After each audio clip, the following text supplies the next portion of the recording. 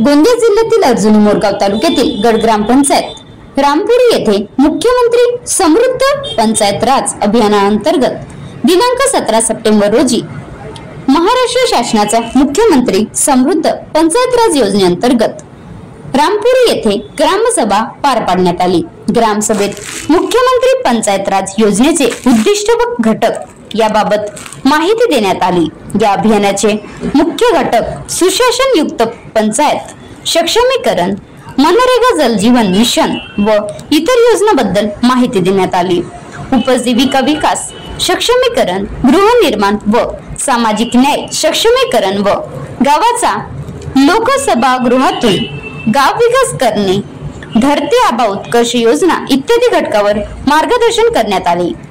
ग्रामस्तरीय समिती गठीत करणे, पांदन, रस्ते व नाविन्यपूर्ण उपक्रम राबविणे तसेच उमेद अभियानाअंतर्गत जागृती प्रभाग संघ गोठणगावचे शाखा व्यवस्थापक सोनिया वाडे यांनी ग्रामसभेचे विशेष महत्त्व, मुख्यमंत्री समृद्ध पंचायत राज अभियानाअंतर्गत विस्तृत माहिती समजावून दिली। ग्रामसभेचे अध्यक्ष माननीय अनिल पुस्तोडे, उपसरपंच गट ग्रामपंचायत रामपुरी तर प्रमुख उपस्थित श्रीकांत कन्नाके, ग्राम विस्तार अधिकारी महेश देशमुख, गृहपाल यांनी ग्रामसभेला संबोधित केले। शिल्पा मुंडे, सार्वजनिक बांधकाम विभाग, अश्विनी थोरात, सार्वजनिक बांधकाम विभाग अर्जुनी मोरगाव, कृषी विकास अधिकारी मोरे साहेब, उमेद अभियानाचे प्रभाग संघाचे शाखा व्यवस्थापक सोनिया वाडई, ग्रामसेवक पोलीस पाटील, सर्व ग्रामपंचायत सदस्य जांभडी, येलोडी, रामपुरी या तिन्ही गावातील महिला व पुरुष, युवक तसेच बचत गटाच्या माध्यमातून तिन्ही गावातील ग्रामसंघाचे अध्यक्ष, सचिव, सीआरपी व सर्व कॅडर प्रामुख्याने उपस्थित होते। Maharashtra live news reporter Digambar Nandeshwar, taluka प्रतिनिधी अर्जुनी मोरगाव।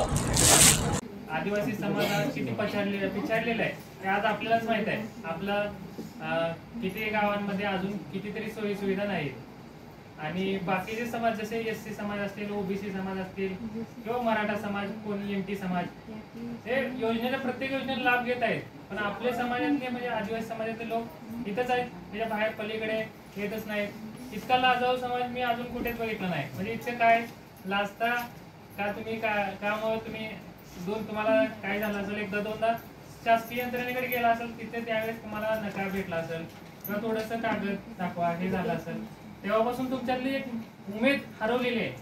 आता उमेद संस्था त्यासाठी तुम्ही जर काम करते की उमेद संस्था मॅडमचं म्हणजे मला आता मी शिक्षणासाठी प्रकल्प अधिकारी इकडे जायची आवश्यकता नाही। आपल्याच गावातला एखादा शिक्षित तरुण असतो त्यालाच इथे नेमणार आहे आणि त्यातर्फे आपण आदिवासींच्या ज्या ज्या योजनांचा लाभ देता येईल तेव्हा त्या योजना ते कागदपत्र किंवा आता असे कितीतरी आदिवासी आहेत की त्यांचं अजून आधार कार्ड सुद्धा नाही।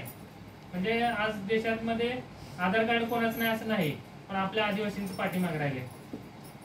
आज त्यासाठी आपण मग कॅम्प घेऊ एखादा, असं नाव असतील तुम्ही सुचवा ते कोणाचं आधार कार्ड राहिले।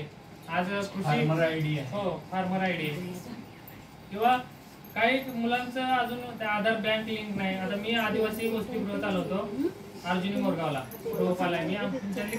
आता गाडीवर मोबाईल नंबर नाही तर इमर्जन्सी QR कोड वापरा, जे तुम्हाला अडचणीच्या वेळी साथ देईल।